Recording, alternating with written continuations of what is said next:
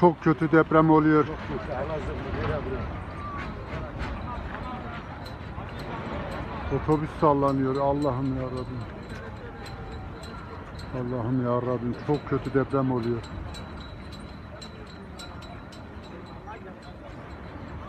Hala durmadı.